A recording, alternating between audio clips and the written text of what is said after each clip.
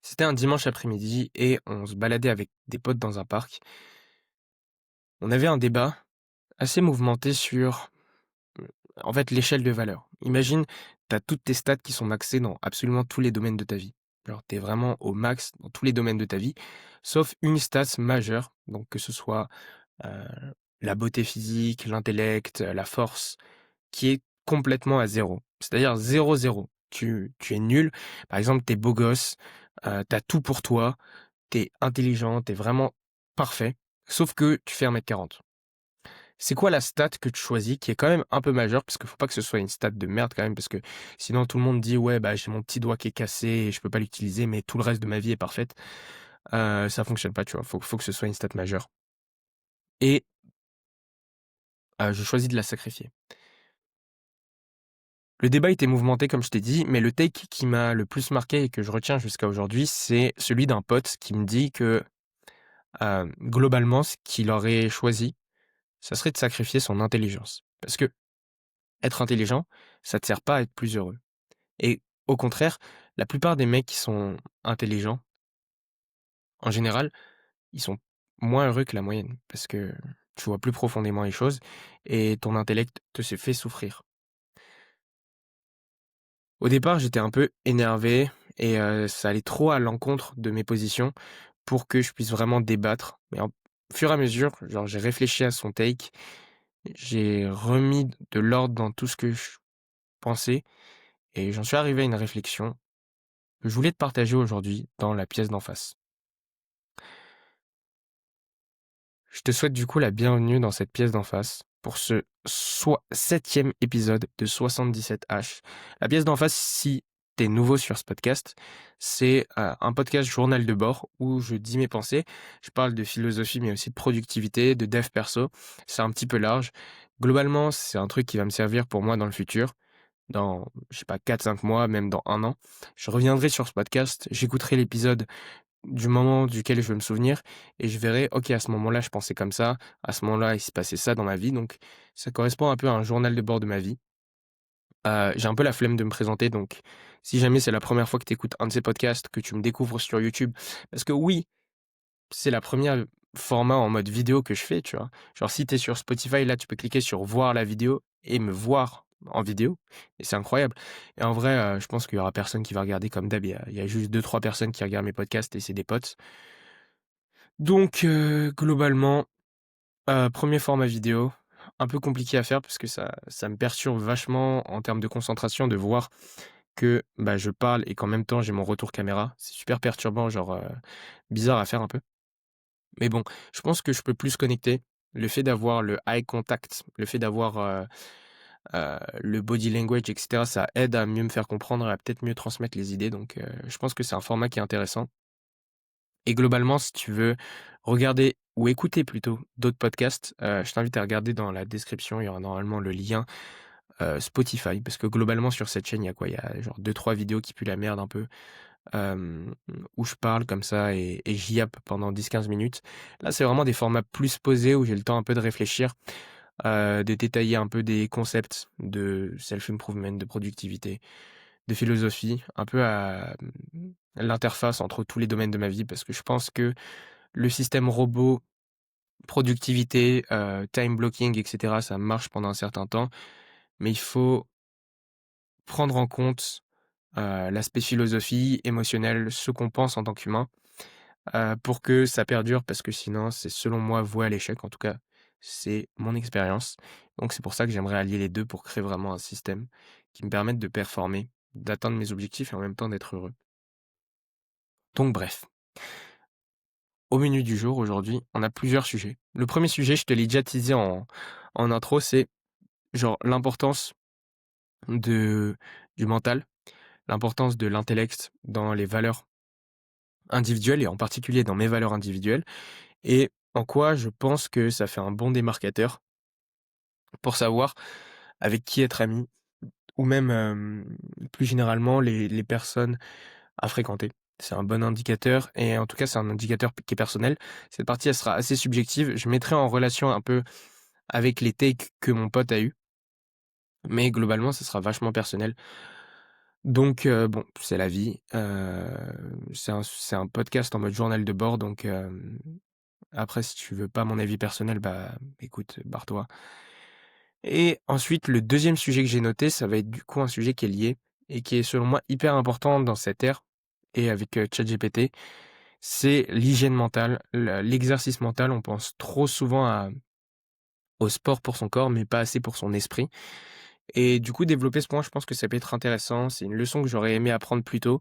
Et donc, ça rentre parfaitement dans le cadre de ce podcast. Et en dernier, je vais te parler un peu de l'importance de la solitude, de rentrer dans la pièce d'en face. La pièce d'en face, pour ceux qui arrivent sur YouTube, peut-être que je ne l'ai pas encore dit, c'est en gros la pièce dans laquelle t'entres après une longue marche seul, sans musique, sans Wi-Fi.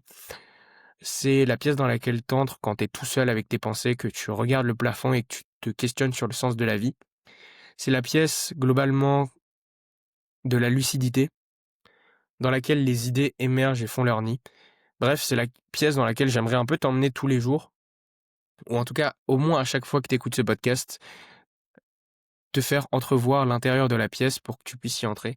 Parce qu'évidemment, je peux jamais te forcer la main et tu es toujours le seul maître de si tu entres ou pas dans cette pièce. En tout cas, c'est une invitation à prendre ou à laisser. Comme d'hab, je fais un petit disclaimer, j'ai pas la science infuse, je l'aurai certainement jamais. Et ces podcasts, c'est juste une réflexion, un état des lieux de ce que je pense pour mon moi futur et pour mon moi passé. Ce que j'aurais aimé savoir il y a quelques années ou il y a quelques mois, je le partage dans ce podcast. Et donc, si tu te reconnais un peu dans mes expériences, bah, je t'invite à prendre ce que tu as à prendre et à laisser ce que tu veux laisser. Bref, maintenant que ceci est dit, on va passer à la première réflexion. C'est un truc que je me suis dit avec un pote avec qui je parlais. Je suis pas un mec qui est genre hyper populaire. J'ai pas une tonne de potes, mais quand j'ai des potes, en général, c'est des très bons potes. Genre, je suis tout le temps avec eux, je leur fais beaucoup d'appels et c'est des gens avec qui j'ai une connexion assez profonde. Et donc, je me posais la question, qu'est-ce qui fait qu'avec ces personnes-là, j'arrive à communiquer? Qu'est-ce qui fait qu'avec ces personnes-là, tout est fluide? Genre, je les admire. En réciproque, je pense que je sais pas s'ils m'admirent, mais en bref, je pense que ça s'entend bien, on a une relation mutuelle de respect. Tout semble aller pour le mieux et j'ai essayé de trouver le dénominateur commun, le plus simple et le plus facilement vérifiable, hem, qui me permettrait en fait de faire le tri rapidement et même de comprendre pourquoi je suis ami avec des personnes et pas avec d'autres. Et ça, je l'ai fait à travers mes expériences, et genre les gens avec qui j'aimais pas traîner du tout et les gens avec qui j'aimais traîner. Donc ça va être une échelle de valeur qui est purement subjective, mais après si tu es sur ce genre de podcast de philosophie, je pense qu'elle peut t'intéresser. Et la valeur fondamentale, la valeur clé heu, qui est ressortie, c'est la profondeur de réflexion et à quel point la personne portait de l'importance à l'intellect, dans le bon sens du terme. C'est-à-dire qu'évidemment, il y avait des mecs hyper chiants, genre, en mode ego, full ego, connard, genre, «Ouais, je suis trop intelligent» et cetera et cetera. Et ça, évidemment, c'est insupportable, mais pour tout le monde. Mais c'était plus dans le sens de profondeur de réflexion. À quel point la personne a pensé profondément les choses qu'elle a dit ou qu'elle dit en public. Et en fait, cette métrique, je pense que c'est une métrique qui est tellement importante et tellement intéressante et dans absolument toutes les relations que j'ai eues et qui se sont bien passées, la personne avait ce trait particulier de: «OK, bah, j'ai réfléchi en fait avant de parler» et surtout j'ai réfléchi profondément. C'est-à-dire que profondément pour moi, c'est quoi? C'est-à-dire, le contraire de superficiel. Le contraire de: «On m'a donné une information, je l'ai pas vérifiée et puis je te la ressors parce que c'est un truc que j'ai entendu dans les médias et les mecs qui l'ont dit, en plus, ils avaient un costard, donc ils avaient l'air crédibles». C'est un peu le contraire de ça et je trouve que cette, faculté de genre créer des idées par soi-même, c'est un peu ce qui fait le panache de l'être humain. En soi, sans ça, on est un peu des singes, tu vois? Genre sans notre capacité de réflexion, sans notre conscience et on pourrait aller hyper loin. D'où vient la conscience? Pourquoi est-ce qu'on pense ça? Et en quoi, la conscience impacte notre, perception du réel et cetera et cetera. On pourrait aller vraiment hyper loin là-dessus et c'est un sujet qui me passionne, mais on n'est pas là pour ça. On est juste là pour dire, bah, pour moi, le fait de value ça, c'est déjà une première étape dans le développement et c'est une première étape qui, selon moi, est essentielle, dans l'échelle de valeur pour que je puisse bien m'entendre avec la personne. Et là, tu me diras: «Mais OK, on s'en bat les couilles, c'est un truc super subjectif et en plus de ça, tu me dis là, en fait, toi, un de tes critères, c'est, le fait de réfléchir aux choses. Mais en fait, pourquoi tu aurais pas dit le basket? Genre en quoi c'est un truc qui est beaucoup plus impactant que, vas-y, vous êtes dans la même équipe de basket?» Ouais, je vais te dire, j'ai l'impression que le fait de réfléchir profondément aux choses, c'est le truc peut-être le plus fondamental qu'on puisse faire dans notre vie et le truc qui impacte peut-être le plus notre vie. Par là, je veux dire que on a on conceptualise tout en tant qu'humain. Genre les choses qui arrivent dans notre vie, bam, bam, bam, hop, j'ai 27 000 informations qui viennent dans ma tête. Genre même là, genre, la lumière qui s'allume à côté de moi, le fait que j'ai plusieurs onglets ouverts pour voir, ce dont je vais parler, mais aussi pour record et cetera. Il y a trop d'informations et au final, tout ça, tu le conceptualises à travers ta conscience, tu le conceptualises à travers ta réflexion et d'un point de vue plus proche de nous, tu vois? Les idées que tu as, tes valeurs, comment tu te comportes avec les gens, tes, hem, comportements quand tu es seul, tes habitudes mentales, tes dialogues internes, tout ça, c'est régi par à quel point tu processes bien l'information, à quel point tu penses profondément à l'information et le fait de penser profondément à cette information avant, ça fait que toutes les choses que je viens de citer, c'est-à-dire tes valeurs personnelles, comment tu agis avec les autres, comment tu te parles à toi-même, comment tu parles aux autres, tout ça, c'est impacté par ce truc qui est fondamental. Donc c'est pour ça que je pense que c'est un truc qui est vachement important. Et maintenant, j'y ai réfléchi en me disant: «Mais OK, tu vois, avec le take de mon pote que je t'ai présenté en intro, je me suis dit: "Bah, c'est vrai qu'il y a des gens, c'est des gentils cons". Genre, c'est des mecs qui ont des super bonnes valeurs, ils ont tout qui est bien, mais pourtant ils ont pas beaucoup réfléchi». Et le truc que j'ai remarqué du coup, c'est qu'il y avait un niveau au-dessus de ça. C'est-à-dire que le plus important, c'était pas nécessairement la profondeur de la réflexion, mais plus encore l'honnêteté de la réflexion. Parce que, honnêtement, ce qui me dégoûte et ce qui me répugne, en fait, c'est les gens qui pensent pas par eux-mêmes ou en tout cas qui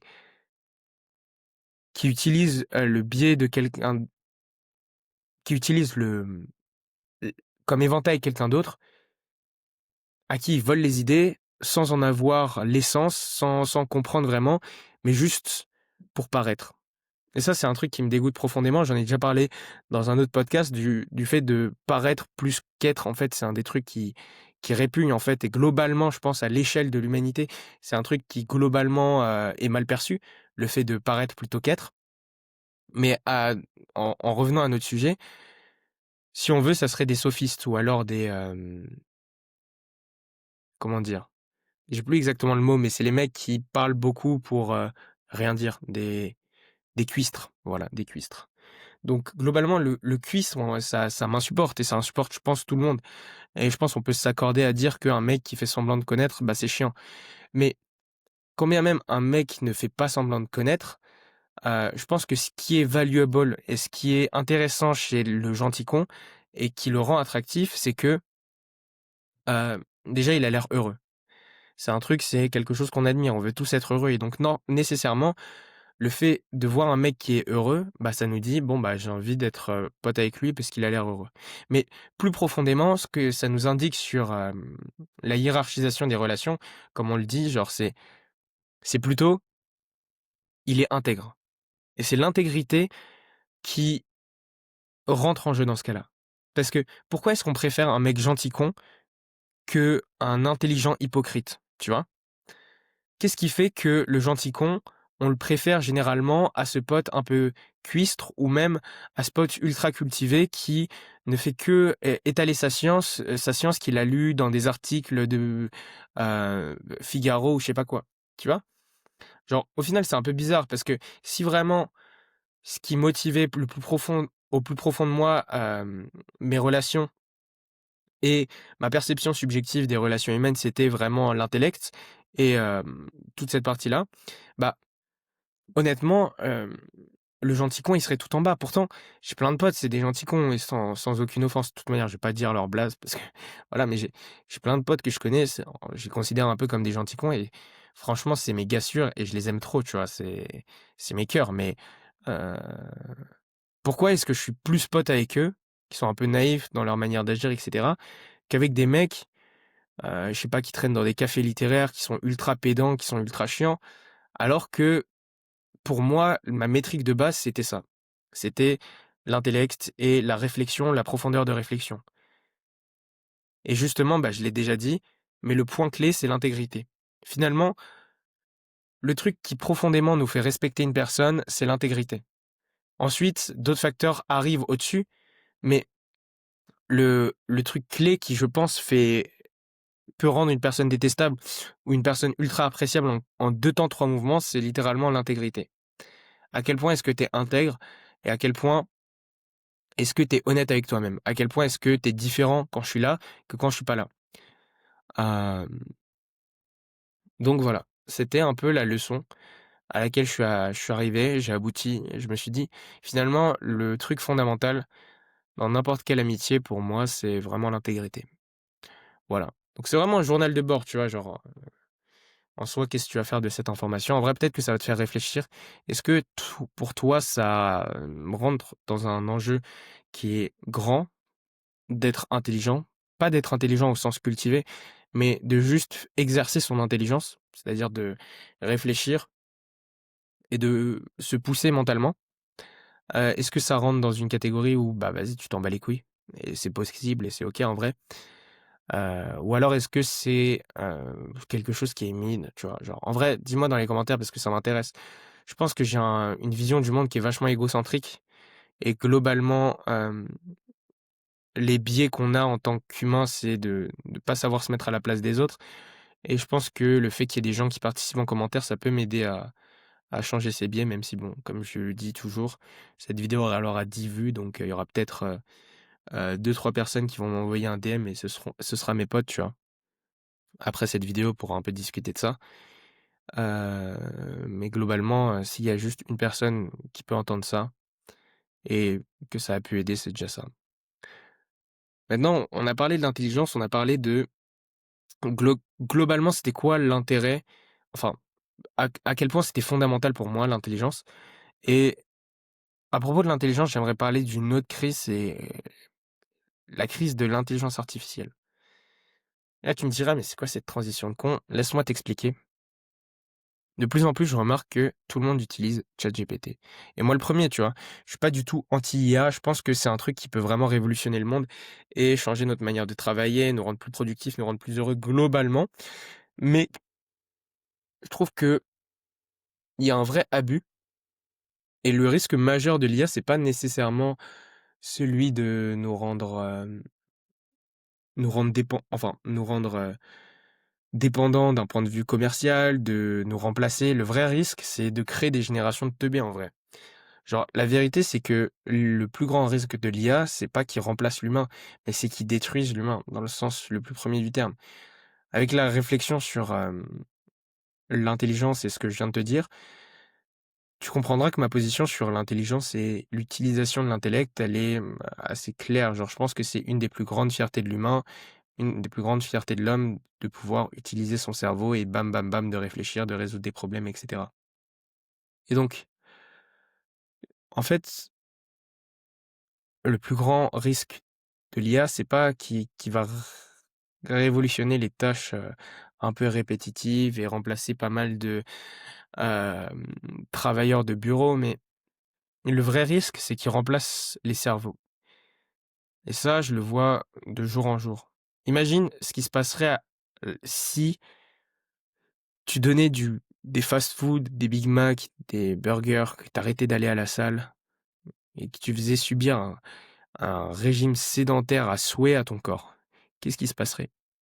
Tu deviendrais skinny fat, en mauvaise santé, tes artères, elles crieraient à l'aide, ton corps, il serait en piteux état et tu serais à 2 doigts de mourir. Et ça, en fait, tu le fais subir à ton cerveau, mais H24 et on s'en rend pas compte. Jour après jour, c'est exactement ce que tu fais à ton cerveau et tu fais même pas attention.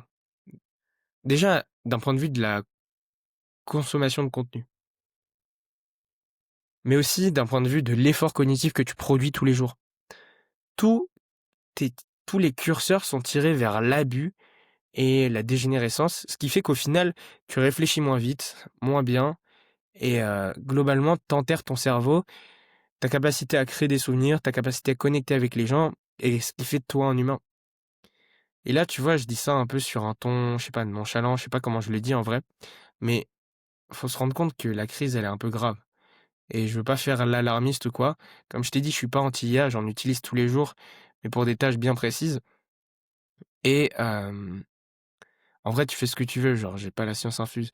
Moi, je trouve ça juste triste parce que je l'ai vu dans mon propre comportement que utiliser toutes ces sources de dopamine, si on peut dire ça comme ça, tu vois, j'aime pas substantialiser les choses à ce point-là, genre dire pour plaisir dopamine ou quoi que ce soit, mais utiliser toutes ces sources de facilitation cérébrale, en fait, ça te blesse plus qu'autre chose et au final, tu deviens plus maître de toi-même, tu deviens un peu l'esclave de ton outil, tu vois.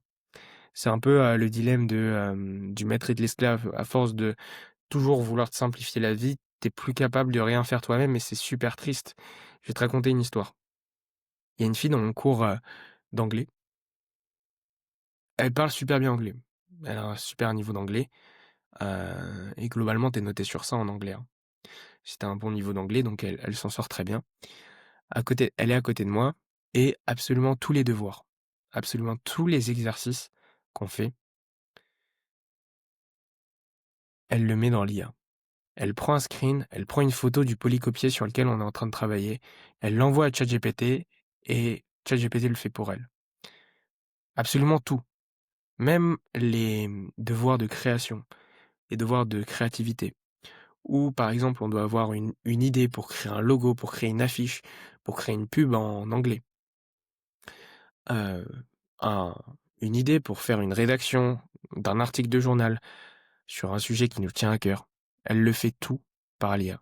Comment je le sais? Bah, je suis à côté d'elle et je vois tout simplement des fils et des fils de texte qui déroulent devant moi à chaque fois que je regarde son écran. C'est aussi simple que ça. Et tu me diras, bah, grand bien lui fasse, elle gère super bien. Honnêtement, elle parle déjà anglais, ça lui sert à rien de faire le travail demandé, de toute manière.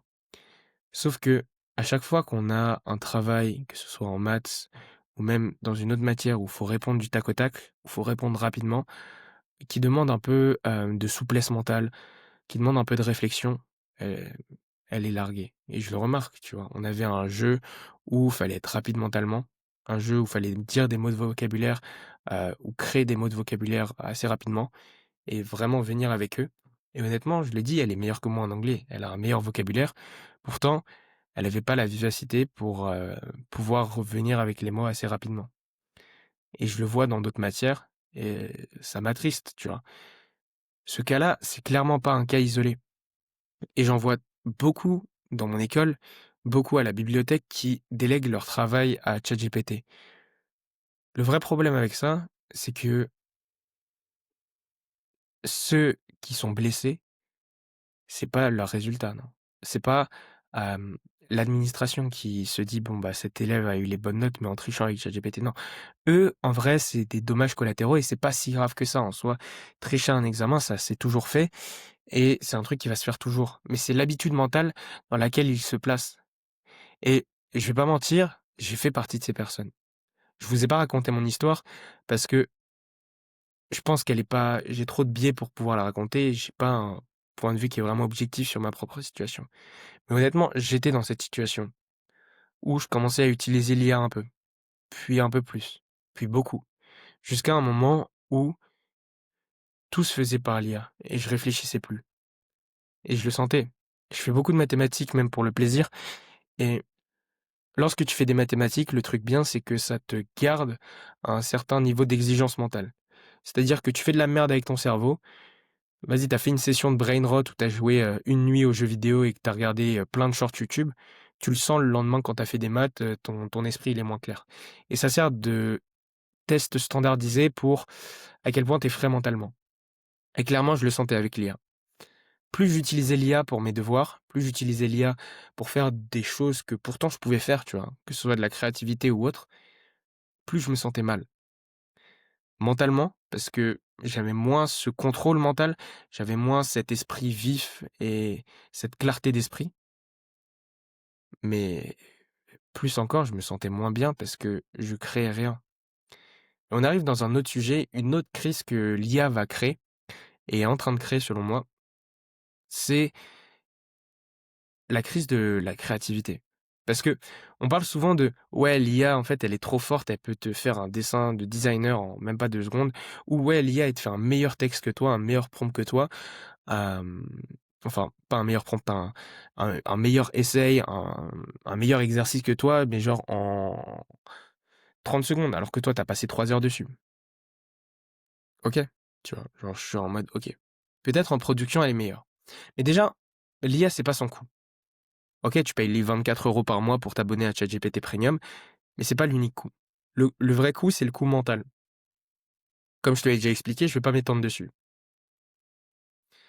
L'autre coût, c'est le coût de fierté, de confiance en soi et de self-esteem, tu vois? Estime de toi-même. Au final, quand tu te bases sur l'IA pour faire les choix de ta vie, quand tu te bases sur l'IA pour, réaliser des choses dans ta vie, genre que ce soit des mathématiques, que ce soit de la physique, que ce soit du français, peu importe. À chaque fois que tu as un effort mental, si tu le fais toi-même, tu auras de la self-esteem qui va grandir un peu plus et tu te feras de plus en plus confiance. Si lorsque tu as un choix, tu tranches toi-même et que tu dis: «Bon OK, moi je pense qu'il faut faire ça, je vais faire ça» et que tu vois que ça se passe bien, tu vas gagner de la self-esteem. Tu vas te dire: «OK, bon bah, j'ai vu que quand je faisais un choix et que je me faisais confiance, ça se passait bien. Donc je vais plus me faire confiance». Tu vas augmenter ta confiance en toi. Quand tu laisses l'IA faire des choix pour toi, faire des essais pour toi, ça part. Parce que tu te dis: «Bah, en fait, si j'ai un bug de je peux plus rien faire. Je suis juste statique» et c'est ultra triste parce que, je vais pas vous mentir, j'étais dans un cas assez extrême d'utilisation d'IA. J'utilisais pour quasiment tout, tu vois? Ne serait-ce que pour, déterminer s'il fallait mieux que je me repose ou que j'aille en cours et je demandais à l'IA pour ça. Je sais pas si tu te rends compte de la dinguerie, tu vois? J'étais à ce niveau-là d'utilisation. Et à ce niveau-là d'utilisation, tu perds de l'estime de toi-même. Tu te dis: «Mais en fait, si je fais la plupart des tâches mentales avec de l'IA et que les choses pour lesquelles je serai récompensé dans le futur, c'est un job qui demande mes tâches mentales, pourquoi est-ce qu'on me remplacerait pas juste pour une IA?» En fait, le fait de commencer à utiliser l'IA non pas pour simplifier, mais pour faire le travail, c'est quelque chose qui te pousse à, te faire remplacer. Tu es en train de t'auto-former à te faire remplacer par l'IA et tu vois, c'est un des risques les plus courants et les plus décriés. Genre, oui, 60 des jobs vont être remplacés par l'IA, mais en fait, on fait rien pour aussi. D'un point de vue éducationnel, il y a pas beaucoup d'IA qui sont formés pour apprendre et pour t'aider à comprendre, apprendre et cetera, sans vraiment te donner la solution et te rendre débile, finalement et donc, hem l'autre point, le dernier point que j'aimerais aborder à propos de l'IA, vous l'avez déjà entrevu, mais c'est la partie créativité, tu vois? D'un point de vue créatif, l'IA, on se rend pas compte, mais OK, ça nique ta créativité, mais il y a une partie silencieuse de la créativité au sens large, tu vois? Genre juste créer des choses qui est, pas visible quand tu utilises l'IA parce que, globalement, c'était pas un problème qui est super gros. Mais c'est la satisfaction. Tu vois, la satisfaction de: «Ah, c'est moi qui ai fait ça» ou «Ouais, tu vois, ce texte, je suis content, c'est moi qui l'ai fait» et la fierté, de rendre du travail que tu as fait toi-même, la fierté de créer quelque chose avec tes propres mains, même si c'est pas parfait, même s'il y a des erreurs, la fierté d'avoir fait ce travail, d'avoir galéré et d'avoir réussi finalement à l'avoir fini, ça t'est enlevé par l'IA et ça rend du coup le travail encore moins fun que ce que ça a été. Au final, le travail maintenant, c'est quoi? C'est tu rentres dans un truc, bam, tu fais un prompt IA et c'est fini. Ton travail est fait.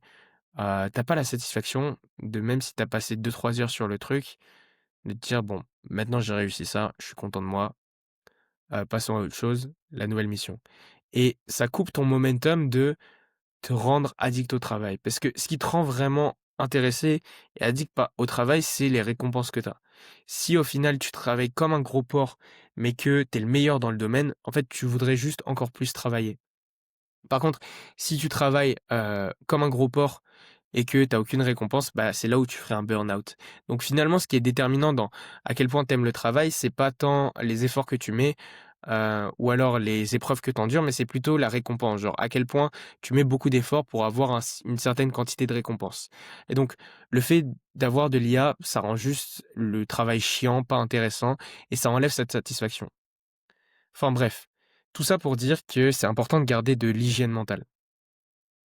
Et ça me fait venir sur mon dernier point vis-à-vis de cette, réflexion. C'est qu'en fait, je me suis rendu compte d'un truc, ça me fait un peu chier de l'admettre, tu vois? Mais je pense que je pourrais pas être heureux sans les mathématiques. Laisse-moi m'expliquer, laisse-moi t'expliquer, en fait. Qu'est-ce que je veux dire par là? Et tu me diras: «Oh OK, excuse-nous, monsieur intello, monsieur, gênant ou quoi?» heu, mais en bref, c'est une phrase que m'avait dit mon prof en prépa en deuxième année. Il m'avait dit: «Vous savez, monsieur Dallier, peu importe ce que vous faites, je sais que vous pourrez jamais être heureux sans les mathématiques». J'étais en mode: «Mais frère, vas-y, on se connaît depuis, 1 an et demi. Qu'est-ce que tu viens de me baragouiner que, je pourrais pas être heureux sans les mathématiques? Qu'est-ce que tu sais de moi?» et cetera. Et en vrai, il avait pas tort parce que je pense que c'est un truc, qui est courant. Hem, c'est que les mathématiques, c'est un milieu où tu peux vraiment t'exprimer, avoir à la fois ta créativité et remplir absolument tous les points que je viens de te dire précédemment. Les mathématiques, c'est un peu comme aller à la salle, mais pour le mental. C'est-à-dire que les entraînements de la salle, ils sont absurdes, ils n'ont aucun sens. Je veux dire, le développé couché, on y pense vraiment ou pas au développé couché ou même, tu vois, la plupart des mouvements de salle, genre le curl biceps et tout, ok, vas-y, tu vas peut-être l'utiliser deux, trois fois quand tu vas faire un déménagement ou quand tu vas faire un truc de ce type. Mais globalement, la plupart des mouvements de salle, ils sont beaucoup trop durs pour ce que tu dois faire dans la vie. Et moi, les mathématiques, c'est à peu près la même chose. Genre, l'effort mental que ça représente, la gymnastique mentale que ça représente, c'est beaucoup trop dur pour ce que tu vas faire dans la vie. Par contre, quand tu arrives dans la rue et que tu discutes avec quelqu'un, tu peux être beaucoup plus présent, tu peux analyser mieux ce qu'il dit, comprendre plus d'informations en même temps, avoir une charge mentale de travail qui est plus grande. Et en fait, c'est un peu comme de la musculation de l'esprit. En plus de ça, ça comble le problème que je viens de te dire, la créativité. Quand tu finis un exo de maths, quand tu résous quelque chose, quand tu apprends des nouvelles choses, tu as cette satisfaction de te dire: «Ah, c'est moi qui l'ai fait. C'est moi qui ai créé ça, c'est moi qui l'ai écrit. Cette jolie preuve, c'est moi qui l'ai construite». Et tout ça, je m'en doutais pas avant d'avoir arrêté. Tu vois, pendant la prépa, j'ai fait des maths quasiment pendant je fais des maths 3 ans d'affilée et genre c'était 4-5 heures par jour, plus probablement, c'était plutôt une dizaine d'heures par jour, je dirais. H24, je faisais des maths. Moi, j'avais laissé toutes les autres matières de côté et je faisais vraiment que des maths. Et là, arrivé en école d'ingé, je me suis dit: «Bon, bah, maintenant les maths, c'est fini. C'est des maths, de merde qu'on fait donc je vais pas continuer», tu vois? J'ai d'autres projets, j'ai cette chaîne, YouTube, j'ai, des projets entrepreneuriaux, j'ai une application que je veux monter avec des potes et cetera et cetera. Donc les maths, c'est fini, tu vois? J'aurai plus le temps. Et je me grattais pas les veines à l'idée d'arrêter les maths, tu vois? C'est pas un plaisir qui est addictif. Mais au moment où j'ai repris, j'ai compris pourquoi je devais pas arrêter. Ça t'apporte un tel aiguillage mental, ça te permet de toucher des objets qui sont tellement grands par rapport à toi, ça te permet de mettre, genre ta condition humaine aussi entre parenthèses. Parce que quand tu fais des maths, tu manipules des objets qui sont si grands, genre, tu sais, ça va faire un peu branlette intellectuelle ce que je te dis. Et en vrai, je comprends que tu relates pas du tout, ou même que, genre, ça te paraît super, super lugubre, ce dont je te parle. En fait, j'ai l'impression que tu touches des morceaux de vérité sans jamais vraiment les toucher, que tu les effleures plutôt en faisant des mathématiques. Et juste ce fait-là de toucher des choses si grandes, si bien arrangées, ça me fait me dire que, bah, en fait, tu vois, genre, ma vie, c'est de la merde à côté, tu vois? Genre, au final, les problèmes que j'ai dans ma vie, c'est pas si grave que ça. Et ça permet de relativiser, d'avoir ce moment zen de méditation. Et honnêtement, je pense que c'est une des meilleures gymnastiques mentales qui résout en fait tous les problèmes que je viens de te citer. Le problème de fainéantise mentale, bah, essentiellement, il est complètement résolu, si jamais tu commences à faire des mathématiques. Parce que c'est vraiment une mental gym, tu vois? C'est hem, une musculation mentale où tu es vraiment en train de réfléchir profondément, conceptualiser des choses compliquées, hem et ça avec des objets abstraits. qui sont souvent multiples, donc tu dois les manipuler de plein de manières différentes et cetera et globalement, c'est extrêmement satisfaisant. Hem, En plus de ça, ça t'apporte, de la capacité d'analyse et une capacité d'abstraction qui est vraiment forte et qui est transférable dans de multiples domaines. Genre, le hot take du jour, ça va être que, globalement, je pense, tu prends plein de mecs, genre indépendamment de leur niveau, juste tu leur donnes une matière où ils sont chauds. Un peu le même dicton que enfin le même dilemme que la dernière fois. Genre imagine tu prends une matière où vraiment ils sont boostés sa mère. Une matière, bam, tu les mets booster sa mère. Mais juste, toutes les autres matières, ils ont tout à apprendre. Quelle est la matière qui va le plus les avantager? Bah, mon take, c'est que peu importe le truc, genre, peu importe ce qu'ils doivent apprendre, si tu les mets ultra forts en maths, globalement, ils seront globalement assez chauds dans les autres matières. Genre, ils auront pas de difficulté sur les autres matières. Après, t'as toujours le cliché du mec autiste, genre le, hem, le génie en maths autiste, qui sait pas parler aux gens, et cetera, et cetera. Je pense que c'est plus, un fantasme qu'autre chose et qu'évidemment ça existe, mais c'est pas du tout la majorité des gens qui font des maths. Après, il y a toujours un débat genre: «OK, tu dois avoir un peu des lettres aussi pour les matières à disserte». Bon, bref et je pense qu'en fait, en soi, en termes de structure et en termes de logique, si tu apprends à quelqu'un à faire des maths, il sera juste fort et intelligent en même temps. Donc voilà, faites des maths, la leçon du jour et globalement, on a fait le tour pour ces 2 sujets sur, l'intellect, le mental. C'est un sujet qui me tenait à cœur et globalement, si je devais donner un petit conseil pour le moi du passé qui me regarde, ça serait n'arrête pas les maths. Continue à entretenir un peu cette flamme mentale, cette curiosité parce que c'est un truc qui est trop important. En vrai, voilà. Bref, next sujet, il va me rester 10 minutes pour en parler. Est-ce que c'est assez?